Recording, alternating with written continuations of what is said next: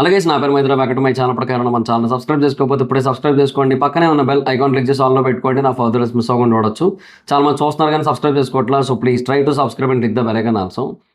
So Kurnool highway మీద ఈరోజు అంటే అక్టోబర్ 24 ఉదయం తెల్లవారుజామున 3:30 టైం దగ్గరలో ఒక దారుణమైన బస్సు ప్రమాదం జరిగింది. దాంట్లో సుమారుగా 19 మంది చనిపోయారు. 20 మంది మిస్సింగ్, అందులో 19 మంది చనిపోయినట్టుగా ధృవీకరించారు. ఇంకొకరి సంగతి ఏంటనేది తెలియాల్సి ఉంది. అయితే ఈ బస్సు ప్రమాదం చాలా రకాల క్వశ్చన్స్ని అయితే రైజ్ చేస్తోంది. అండ్ బస్సు జర్నీ టైంలో కానీ ట్రావెలింగ్ టైంలో కానీ మనకు సంబంధించిన సేఫ్టీ కన్సర్న్స్ విషయంలో ఐబ్రోస్ రైజ్ అయ్యేలా చేస్తోంది. సో మనం చాలా విషయాలు తెలుసుకోవాల్సిన అవసరం ఉంది. అండ్ ఈ ఇన్సిడెంట్ నుంచి మనం తెలుసుకోవాల్సింది, అర్థం చేసుకోవాల్సింది ఏంటి అనేది కూడా ఈ వీడియో క్లియర్ కట్గా మాట్లాడుకుందాం. సో ఫస్ట్ అసలు ఏం జరిగింది అనేది కొంచెం క్లియర్గా తెలుసుకోవడానికి అయితే ట్రై చేద్దాం. సో కావేరీ ట్రావెల్స్కి చెందిన ఒక స్లీపర్ బస్సు హైదరాబాద్ నుంచి బెంగళూరుకి అయితే బయలుదేరుతోంది, అంటే బయలుదేరింది ఆల్రెడీ. సో చాలామంది ప్యాసింజర్స్ ఉన్నారు. సో ప్యాసింజర్స్ లిస్ట్ బట్టి మొత్తంగా 40 మంది పీపుల్ అయితే ఉన్నారు. అండ్ వాళ్ళతో పాటుగా బస్సు డ్రైవరు అండ్ హెల్పరు వీళ్ళంతా ఉంటారు కదా. సో వీళ్ళందరూ కూడా ఉన్నారు. సో సుమారుగా 42 అలా ఉన్నారు ఈ బస్సులో పీపుల్ అయితే. సో తెల్లవారుజామున 3 వరకు 3 గంటల 10 నిమిషాల వరకు మొత్తం అంతా సాఫీగానే సాగిపోయింది. మధ్యలో ఎక్కడో ఆగుతుంది బస్సు, ఆగింది, అందరూ ఫుడ్ అయితే తిన్నారు, అంతా అయిపోయింది. సో స్లీపర్ బస్సు కాబట్టి అందరూ హాయిగా నిద్రపోతున్నారు. వాళ్ళు ఏమనుకున్నారు, ఓకే పొద్దున్న ఒక పర్టికులర్ టైంకి మనం హ్యాపీగా బెంగళూరులో దిగిపోతాం, మన గమ్యస్థానాలు చేరుకుంటాం, మనం ఏ పని మీద అయితే వెళ్తున్నామో ఆ పని ఫినిష్ చేసుకుంటాం. వాళ్ళందరి మైండ్లో ఇదే ఉంది. సో అందుకే రిలాక్స్డ్గా పడుకున్నారు వాళ్ళు. అయితే 3:20 దాటిన తర్వాత 3:30 టైంలో బస్సు చాలా స్పీడ్గా వెళ్తోంది. బేసిక్గానే బస్సు స్పీడ్గా వెళ్తాయి నైట్ టైం కాబట్టి. ఎందుకంటే బేసిక్గా నైట్ టైం ఎక్కువగా వెహికల్స్ తిరగవన్న ఉద్దేశంతో చాలా స్పీడ్గానే వెళ్తుంటారు. అది మనకందరికీ తెలిసిన విషయమే. అండ్ వెళ్ళాలి అని కూడా చాలామంది కోరుకుంటూ ఉంటారు కూడా. ఎందుకంటే ఒకళ్ళు బస్సు కనుక స్లోగా వెళ్ళినట్టయితే, ఇప్పుడు హైదరాబాద్ నుంచి బెంగళూరు అంటే చాలా లాంగ్ డిస్టెన్స్ కాబట్టి ఆ డిస్టెన్స్ ఏదైతే ఉందో దాన్ని అంత త్వరగా కవర్ చేయలేరు. సో అప్పుడు చాలా లేట్ అయిపోతుంది. సో ఈవినింగ్ 7:30, 8కి బయలుదేరినా కూడా మాకు అక్కడికి వెళ్ళేసరికి మధ్యాహ్నం అయిపోయింది అనుకోండి. సగం మందికి ఒక రోజు హాఫ్ డే వేస్ట్ అయిపోయి చాలా పనులు మిస్ అయిపోతుంటారు. సో వాళ్ళందరూ కూడా త్వరగా వెళ్ళాలని కోరుకుంటారు.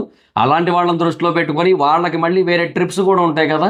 సో వాటిని కూడా దృష్టిలో పెట్టుకొని బస్సులు అయితే చాలా స్పీడ్గా వెళ్తూ ఉంటాయి నైట్ టైం. మనకందరికీ తెలిసిందే ఆ విషయం.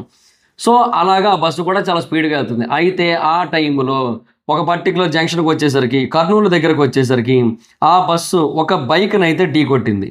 సుమారుగా 3:30 టైంలో కర్నూలులోని ఉల్లిందకొండ అనే ఒక ప్రాంతానికి దగ్గరకు వచ్చేసరికి ఒక 2 వీలర్ని అయితే ఆ బస్సు ఢీ కొట్టింది. మరి ఆ 2 వీలర్ పర్సన్ ఏదో యూటర్న్ తీసుకుంటున్నాడా, లేదంటే రాంగ్ రూట్లో వచ్చాడా, లేదంటే ఫాస్ట్ లేన్లో వెళ్తున్నాడా స్లోగా, ఏంటనేది మనకైతే ఐడియా లేదు. బట్ ఈ బస్సు అయితే ఆ 2 వీలర్ని అయితే గుద్దింది. ఆ 2 వీలర్ మీద ఉన్న పీపుల్ పరిస్థితి ఏంటనేది కూడా మనకు ఒక ఎస్టిమేషన్ అయితే ఏమీ లేదు ప్రస్తుతానికి. ఎందుకంటే మొత్తం అందరూ కూడా బస్సు గురించి మాత్రమే మాట్లాడుకుంటున్నారు కాబట్టి. సో మనం వాళ్ళ గురించి కూడా క్లారిటీ లేదు. 2 వీలర్ మీద ఒకరున్నారా, ఇద్దరున్నారా అది కూడా తెలియదు ప్రస్తుతానికైతే. సో ఆ 2 వీలర్ అనేది ఈ బస్సు కిందకి వెళ్ళిపోయింది. ఆ బస్సు చాలా స్పీడ్గా కుదరడం వల్ల ఆ 2 వీలర్ని గుద్దుకొని ఇంకా అలా వెళ్ళిపోతూ వచ్చింది. అయితే అలా వెళ్ళిపోతూ ఉన్న టైంలో ఆ బైక్, ఆ 2 వీలర్ ఏదైతే ఉందో అది బస్సు కిందకి వెళ్ళిపోయింది. అలా వెళ్ళిపోయిన టైంలో ఈ బస్సు యొక్క ఫ్యూయల్ ట్యాంక్ ఏదైతే ఉంటుందో ఆ ఫ్యూయల్ ట్యాంక్కి డెంట్ పడింది. అండ్ ఇమీడియట్గా అక్కడ స్పార్క్లు క్రియేట్ అవుతాయి కదా, దానివల్ల ఫైర్ అయితే క్రియేట్ అయిపోయింది. ఫ్యూయల్ ట్యాంక్కి ఎప్పుడైతే ఫైర్ అంటుకుంటుందో ఇమీడియట్గా బస్సు మొత్తానికి అంటుకుపోయినట్టే. అండ్ ఇంకొకటి, ఈ యాక్సిడెంట్ వల్ల మెయిన్ డోర్ ఏదైతే ఉంటుందో అది జామ్ అయిపోయింది కంప్లీట్గా. సో మనకు ఆ యాక్సిడెంట్ టైంలో ఏమవుతుందంటే మొత్తం బస్కి సంబంధించిన ఇంటర్నల్ పార్ట్ అంతా కూడా మొత్తం డ్యామేజ్ అవుతుంటుంది కదా. సో దానివల్ల వైర్స్ అనేవి స్టక్ అయిపోవడమో, జామ్ అయిపోవడమో ఏదో జరగడం వల్ల మ్యాక్సిమం అక్కడ ఏమైపోయిందంటే మొత్తం అంతా కూడా బాగా జామ్ అయిపోయింది. సో మెయిన్ డోర్ లాక్ అయిపోయింది. సో అది ఇక్కడ మెయిన్ ప్రాబ్లం. వీళ్ళందరూ కూడా తప్పించుకోలేకపోవడానికి ఇది ఒక బిగ్గెస్ట్ ప్రాబ్లం అని చెప్పొచ్చు. యాక్చువల్గా ఆ 19 మంది కూడా సేవ్ అవ్వచ్చు. బట్ ఈ మెయిన్ డోర్ లాక్ అయిపోవడం, జామ్ అయిపోవడం వల్ల జరిగిన ప్రాబ్లం ఇదంతా కూడా. అయితే ఫైర్ అనేది క్రియేట్ అయింది. సో ఇమీడియట్గా ఆ ఫైర్ అనేది బస్సు లోపలికైతే ఎంటర్ అయిపోయింది. అఫ్కోర్స్ ఎందుకంటే ఇంకా చాలా ఈజీగా వచ్చేస్తుంది ఫ్యూయల్ ట్యాంక్కి ఎప్పుడైతే ఫైర్ అంటుకుందో. సో లోపల పార్ట్కి మంటలు అంటుకోవడం మొదలు పెట్టాయి. సో ఇమీడియట్గా కొంతమంది చూశారు ఆ మంటల్ని, అందరినీ కూడా లేపి అరవడానికి ట్రై చేశారు, లెగిశారు ఆల్మోస్ట్ అందరూ. బట్ చాలామంది నిద్రమత్తులో ఉండడం వల్ల వాళ్ళు వెంటనే రియలైజ్ కాలేకపోయారు. అండ్ కొంతమంది ఆ బస్సులో ఉన్నవాళ్ళు చెబుతున్న దాని ప్రకారం, హారిక అని ఒక ప్యాసింజర్ చెబుతున్న దాని ప్రకారం, అంటే మిగతా వాళ్ళు కూడా చెప్పారు. సో వీళ్ళందరూ చెప్పిన దాని ప్రకారం వాళ్ళకి ఇమీడియట్గా మంటలు కనిపించిన తర్వాత యాజ్ ఫాస్ట్ యాజ్ పాసిబుల్ బస్సులోంచి అయితే బయటికి వెళ్ళిపోవడానికి అయితే ట్రై చేశారు. బట్ కుదరలేదు, ఎందుకంటే మెయిన్ డోర్ లాక్ అయిపోయింది కాబట్టి. తర్వాత రేర్ ఎగ్జిట్ ఏదైతే ఉందో అక్కడ ఎమర్జెన్సీ విండో ఉంది, సో దాన్ని బ్రేక్ చేశారు. దాన్ని బ్రేక్ చేసి అక్కడి నుంచి అందరూ కూడా కిందకి దూకేశారు. సో అలాగ దూకిన వాళ్ళలో ఒక 23 మంది దాకా సర్వైవ్ అయ్యారు. సో వాళ్ళందరూ కూడా బయటకు వచ్చారు. డ్రైవర్ అయితే పారిపోయాడు వెంటనే. ఆ డ్రైవర్ ఇప్పుడు ఎటుపోయాడో కూడా తెలియదు, తర్వాత ఎప్పుడుకో వస్తాడు, అది వేరే విషయం. బట్ డ్రైవర్ అయితే ఎస్కేప్డ్.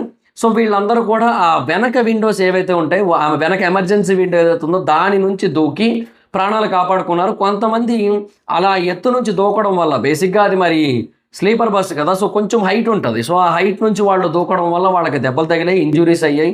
సో వాళ్ళలో ఒక 15 మంది ప్రస్తుతానికి అక్కడ లోకల్ గవర్నమెంట్ అండ్ ప్రైవేట్ హాస్పిటల్స్లో ట్రీట్మెంట్ అయితే తీసుకుంటున్నారు. మిగతా వాళ్ళకు ఇంకొంచెం సీరియస్గా ఉంది. అండ్ వీళ్ళందరికీ కూడా ఏంటంటే వీళ్ళలో కొంతమంది అక్కడ కింద పడగానే స్రో కోల్పోయారు కూడా, బట్ మిగతా వాళ్ళని కొంచెం వెనక్కి లాగడం జరిగింది. అలా జరగడం వల్ల ఏదో పెద్ద సౌండ్ వచ్చింది, ఏదో నోటిఫికేషన్ లాగా. సో ఒకసారి ఉలిక్కి పడ్డా, ఏమనుకోవద్దు. సో అంటే ఈ యాక్సిడెంట్ రిలేటెడ్గా మాట్లాడుతున్నాను కదా, సో ఏదో పెద్ద నోటిఫికేషన్ వచ్చింది ల్యాప్టాప్ నుంచి. సో ఒక్కసారి ఉలిక్కి పడ్డా, ఏమనుకోవద్దు. అయితే సో వాళ్ళందరికీ కూడా వాళ్ళు ఇమీడియట్గా కింద పడడం వల్ల అన్కాన్షియస్ అయిపోయారు. సో వాళ్ళు లాగారు, బట్ మిగతా వాళ్ళందరూ కూడా లోపల స్టక్ అయిపోయారు. ఇన్ఫ్యాక్ట్ కొంతమంది ఆ మెయిన్ డోర్ జామ్ అయిపోయింది అన్న తర్వాత డ్రైవర్ పక్కన ఏదైతే విండో సీట్ ఉంటుందో, అంటే ఆ ఎంట్రన్స్లో ఆ విండోను కూడా పగలగొట్టుకొని అందులోంచి కూడా బయటకు వచ్చారు. అలా మొత్తంగా 23 మంది అయితే బయటకు వచ్చారు. బట్ మిగతా వాళ్ళందరూ కూడా లోపలే స్టక్ అయిపోయారు. వాళ్ళకి ఏం కనబడట్లేదంట కూడా, అంటే వాళ్ళు చెబుతున్న దాన్ని బట్టి, ఆల్రెడీ సర్వైవర్స్ చెబుతున్న దాన్ని బట్టి వాళ్ళకి ఏం కనబడట్లేదు, లోపల పక్కన ఎవరున్నారో కూడా తెలియట్లేదు. సో బేసిక్గా స్లీపర్ బస్సులతో ఇంకో ప్రాబ్లం ఉంటుంది. అదేంటంటే ఒక సైడ్ సింగిల్ స్లీపర్ పర్సన్ ఉంటారు, ఇంకొక సైడు 2 స్లీపర్, అంటే ఒక పెద్ద బెర్త్ ఉంటే 2 పడుకోవచ్చు. సో లేడీస్ అయితే 2 లేడీస్కి ఇస్తారు, మెన్స్ అయితే 2 మెన్స్కి ఇస్తారు. అలా ఉంటుంది యాక్చువల్గా ఆ బస్సుల్లో సిస్టమ్ అనేది. అయితే అది కూడా ఒక ప్రాబ్లమే, ఎందుకంటే ఈ మధ్యలో ఉన్న పర్సన్ ఏమో ఇటు నుంచి బయటే పరిగెడదామంటే మంటలు వచ్చేసి విండోలో దూకుదామంటే అటు ఆ పర్సన్ అట్టు ఉంటాడు. లేదా ఆ చివర ఉన్న పర్సన్కి ఏమో ఆ చివర మంటలు వచ్చేస్తున్నాయి, ఇటువైపు నుంచి దిగిపోదాం అనుకుంటేనేమో ఈ మధ్యలో ఉన్న పర్సన్ అడ్డు వచ్చేస్తాడు. సో ఇలాగా అదొక ప్రాబ్లం అవుతుంది యాక్చువల్లీ. సో దీనికి మరి సొల్యూషన్ అంటూ ఏమీ లేదు, బట్ ఏదైనా ఒక సొల్యూషన్ తెస్తే బెటర్, కొంచెం గట్టిగా ఆలోచించి. సో అలాగా చాలామంది ఉండిపోతారు కదా, సో వాళ్ళు స్టక్ అయిపోయి ఉండొచ్చు అక్కడ. సో అలా వాళ్ళు స్టక్ అయిపోయి ఉండిపోవడం వల్ల వాళ్ళలోనే చాలామంది చనిపోయినట్టుగా అనిపిస్తోంది నాకైతే మాత్రం. సో ఆ 2 బెర్తులు ఎవరైతే ఉన్నారో వాళ్ళు చనిపోయినట్టుగా ఎక్కువగా అనిపిస్తోంది నాకైతే. అండ్ ఇంకొకటి, ఇక్కడ కర్టెన్స్ కూడా ఉంటాయి కదా, సో ఫైర్ అంటుకున్న తర్వాత ఇమీడియట్గా కర్టెన్స్ కూడా అంటుకుపోతాయి. ప్రైవసీ కోసం అని చెప్పి బెడ్స్కి కర్టెన్స్ ఉంటాయి. సో ఆ కర్టెన్స్ కూడా అంటుకుంటాయి కాబట్టి వాళ్ళు బయటికి రాలేకుండా చేస్తూ ఉంటాయి అనమాట. సో అది కూడా ఒక పెద్ద ప్రాబ్లమే. సో ఇలాగ ఈ ప్రాబ్లమ్స్ అన్నీ ఉండడం వలన వాళ్ళలో చాలామంది బయటకు అయితే రాలేకపోయారు. 19 మంది అయితే చనిపోయారు ప్రస్తుతానికి వాళ్ళ శరీరాలను ఐడెంటిఫై చేయడం కూడా చాలా కష్టంగా ఉందని చెప్పి మినిస్టర్ శబరి గారు చెప్పడం జరిగింది. ఎందుకంటే వాళ్ళు అంత దారుణంగా కాలిపోయారు కదా, మరి ఇంకా సజీవంగా దహనం అయిపోయారు. సో అది ప్రాబ్లం. సో కొంచెం టైం పడుతుంది ఐడెంటిఫై చేయడానికి, బట్ వాళ్ళ ఫ్యామిలీస్ పడే బాధ తలుచుకుంటేనే అసలు చాలా అంటే చాలా బాధాకరంగా ఉంది. సో చాలా కష్టపడి వీళ్ళందరూ కూడా బయటకైతే వచ్చారు. సో మొత్తానికైతే వీళ్ళలో కొంతమంది అయితే సేవ్ అయ్యారు. సో ఓకే, అంతవరకు ఫైన్. బట్ ఈ మధ్యకాలంలో మనం చూసుకుంటున్నట్టయితే ట్రావెలింగ్లో చాలా రకాల ప్రమాదాలు జరుగుతున్నాయి. ఒక ఫ్లైట్ క్రాష్ అయిపోయింది, బస్సుల్లో ప్రమాదాలు అవుతున్నాయి, కార్లో ప్రమాదాలు అవుతున్నాయి, బైకుల్లో ప్రమాదాలు అవుతున్నాయి, ట్రైన్స్లో అవుతున్నాయి, అన్నిట్లో అవుతున్నాయి. మనం ప్రమాదం లేని చోటంటూ లేదు, అదైతే క్లియర్గా చెప్పొచ్చు. కాకపోతే ఏంటంటే మనం అర్థం చేసుకోవాల్సిన ఒక ఇంపార్టెంట్ థింగ్ ఏంటి అంటే, మనం కొన్నిసార్లు సేఫ్టీకి కొంచెం ఎక్కువగా ప్రియారిటీ ఇచ్చుకోవాలి. అంటే మనం ఇచ్చుకోవాలి అంటే మన సైడ్ నుంచి ఆప్షన్ లేదు. ఎందుకంటే ఆ బస్సులు అలాగే ఉంటాయి, వాటిలో అలాగే ట్రావెల్ చేస్తూ వచ్చాం ఎన్నో ఏళ్ళుగా మనం. And all of a sudden అన్నిటినీ మార్చేయాలంటే వాళ్ళు మార్చరు. కానీ వాళ్ళే కొంచెం బెటర్గా సేఫ్టీ ప్రికాషన్స్ అనేది పెట్టాలి యాక్చువల్గా, కానీ అలా పెట్టట్లేదు. ఆ స్పీడ్ కూడా చాలా అంటే చాలా హెవీ స్పీడ్తో డ్రైవ్ చేస్తుంటారు, ఓవర్ స్పీడింగ్ అయిపోతూ ఉంటుంది. సో నైట్ టైం ఒక 80లో వెళ్తారేమో అనుకుంటే అబ్బే 120, 130, 140 స్పీడ్లో వెళ్తుంటారు. ఇంకా ఆ టైంలో ఎవరైనా అడ్డొచ్చినా వీళ్ళు బ్రేక్ వేయడానికి ఎక్కడుంది పరిస్థితి, అది కదా పెద్ద ప్రాబ్లం అక్కడ. సో అదొక బిగ్గెస్ట్ సేఫ్టీ కన్సర్న్. అండ్ బయట సంగతి పక్కన పెడితే, అంటే డ్రైవర్ సంగతి అండ్ బస్సు అవుటర్ విభాగాన్ని పక్కన పెట్టినట్టయితే, బస్సు లోపల ఇంటీరియర్ని కనుక చూసుకున్నట్టయితే ఒకసారి అది చాలా ప్రాబ్లమేటిక్. ఒక్కసారి బస్సుకి కనుక మంటలు అంటుకున్నాయంటే అంత ఈజీగా ఎవరు బయటికి రాలేకపోతున్నారు. ఈ ఏసీ బస్సులతో ఉన్న ఇంకొక ప్రాబ్లం అంటే, ఏసీ చాలా సుఖంగా చాలా కంఫర్ట్గా అనిపిస్తుంటుంది, నిద్ర వస్తూ ఉంటుంది, ఓకే బాగానే ఉంది అనుకుంటాం. కానీ దానివల్ల ఆ అద్దాలు ఏవైతే ఉంటాయో అవి కంప్లీట్ క్లోజర్ ఉంటాయి. సో కొంచెం కూడా ఎస్కేప్కి అవకాశం అనేది లేకుండా పోతూ ఉంటుంది. అండ్ వాటి హైట్ కూడా చాలా ఎక్కువ. ఎందుకంటే బ్యాక్ సైడ్ వాళ్ళు లగేజ్ కంపార్ట్మెంట్ పెట్టలేరు. ఎందుకంటే ఏసీకి సంబంధించిన మొత్తం కాంపోనెంట్ అంతా ఉంటుంది కాబట్టి, ఆ కంపార్ట్మెంట్ ఉంటుంది కాబట్టి అక్కడ అది పెట్టలేక బస్సు కింద భాగంలో లగేజ్ పెట్టుకోవడం కోసం అని చెప్పి సీట్ల హైట్ పెంచేసి it is going like that. అంటే డే బై డే అవన్నీ మార్చుకుంటూ వచ్చారు ఎన్నో ఏళ్లుగా. ఇదేది ఒక రాత్రిలో జరిగిపోయింది కాదు, నేను కూడా చెప్తా ఈ విషయం. కాకపోతే ఏంటంటే ఈ గ్యాప్లో కొన్ని సేఫ్టీ ప్రికాషన్స్ని అయితే మాత్రం తుంగలో తొక్కారనే కైండ్ ఆఫ్ ఒపీనియన్ అయితే కలుగుతూ ఉంది.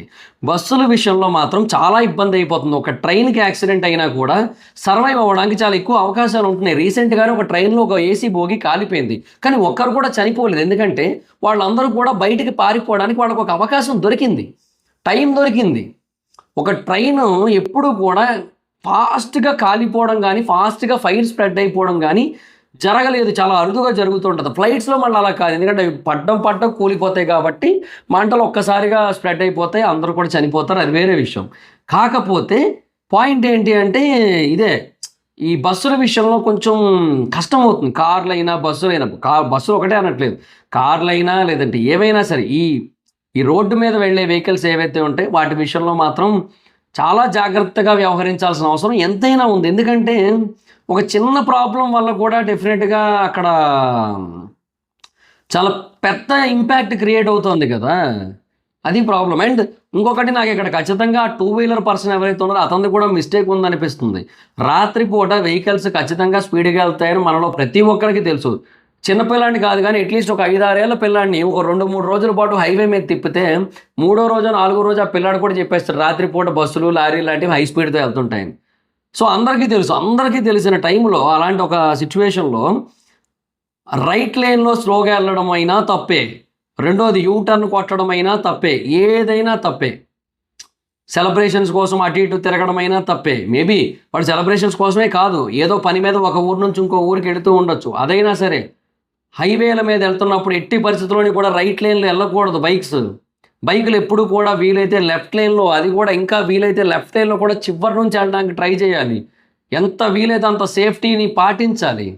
అండ్ ఇంకొకటి, హైవేల మీద అన్ని చోట్ల వీధి లైట్లు ఉండవు, అది మనం గమనించాల్సిన ముఖ్యమైన విషయం.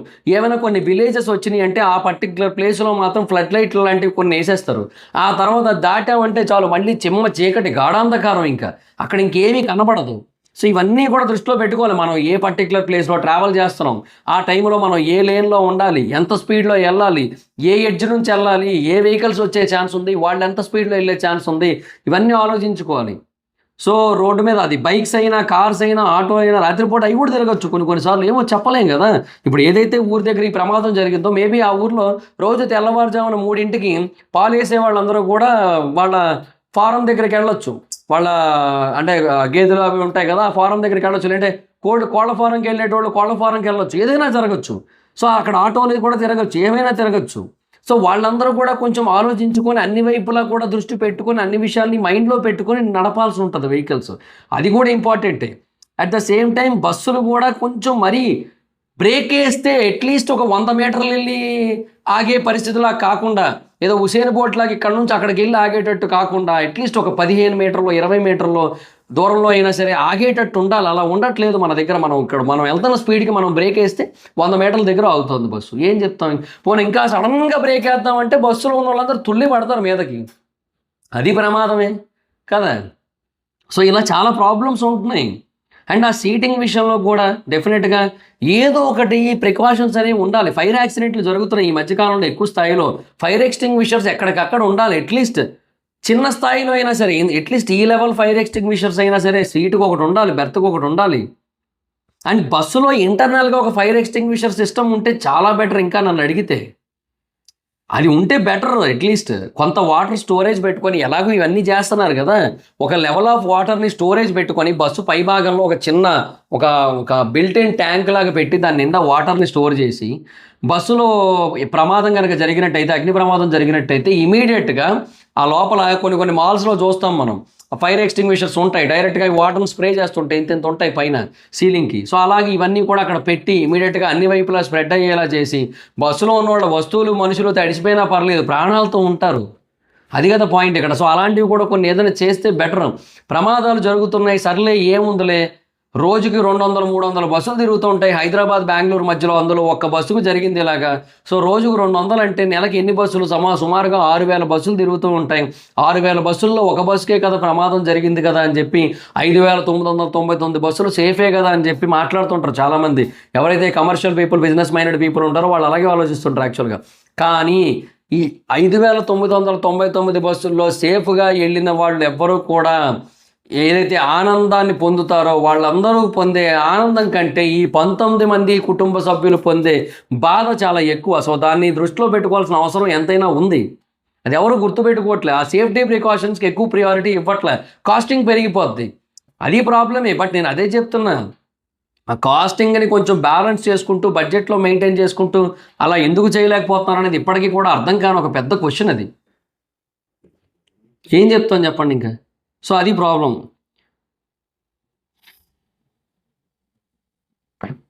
సో ప్రస్తుతానికి అయితే తెలంగాణ గవర్నమెంట్ అయితే మృతులకు 5 లక్షల రూపాయల వరకు ఎక్స్గ్రేషియా ప్రకటించింది.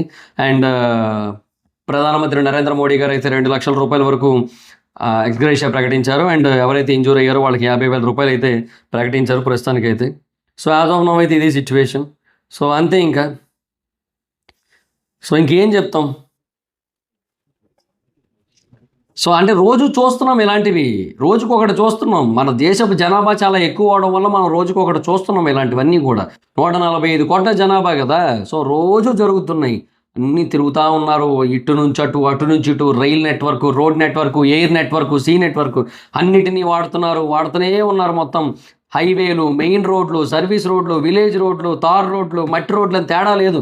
మన దగ్గర రోడ్లన్నీ ఎప్పుడూ బిజీగానే ఉంటాయి. సో అలాంటి టైంలో ఎంత జాగ్రత్తలు వీళ్ళతో అంత జాగ్రత్తలు తీసుకుంటే మంచిది. ఆ రోడ్లు ఎలాగో అధ్వానంగానే ఉంటాయి. ఏదో హైవేలు కాబట్టి కొంతవరకు పర్లేదు, కానీ ఆ హైవేలు కూడా కొన్ని పర్టికులర్ సిటీలకు వచ్చేసరికి వరస్ట్గానే తయారవుతున్నాయి.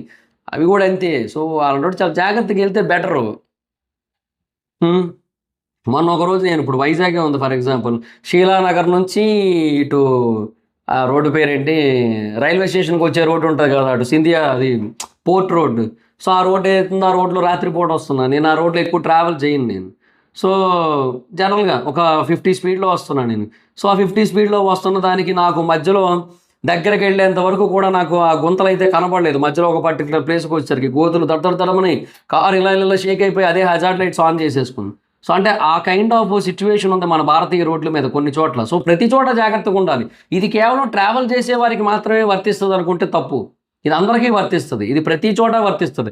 మీకు తెలియని రోడ్డు మీద వెళ్ళినప్పుడు మీరు చాలా జాగ్రత్తగా వెళ్ళాలి. వీధి లైట్లు పనిచేయనప్పుడు మీరు చాలా జాగ్రత్తగా వెళ్ళాలి. ఆ రోడ్డు తాలూకా స్ట్రక్చర్ అనేది డ్యామేజ్ అయ్యి ఉంటుంది ఏమో అని చెప్పి మీకు ఎక్కడైనా ముందే కొంచెం హింట్లు వస్తుంటాయి, అలాంటప్పుడు జాగ్రత్తగా వెళ్ళాలి. అండ్ ఇంకొకటి, మీరు వెళ్ళే రోడ్లో వేరే వెహికల్స్ కూడా పెద్దవి అండ్ చాలా హెవీ స్పీడ్తో, హెవీ లోడ్తో వెళ్తుంటాయి అన్నప్పుడు కూడా చాలా జాగ్రత్తగా చూసుకుంటూ వెళ్ళాలి. వెనక ముందు లెఫ్ట్ రైట్ అన్నీ గమనించుకోవాలి. ఇవన్నీ ఉంటాయి. అది ప్రతి వెహికల్కి వర్తిస్తుంది. సైకిల్కైనా వర్తిస్తుంది, రిక్షాకైనా వర్తిస్తుంది, ఆటోకైనా వర్తిస్తుంది, బైక్ అయినా వర్తిస్తుంది, కార్ అయినా, లారీ అయినా, బస్ అయినా, వ్యాన్ అయినా, ఏదైనా సరే వర్తిస్తుంది.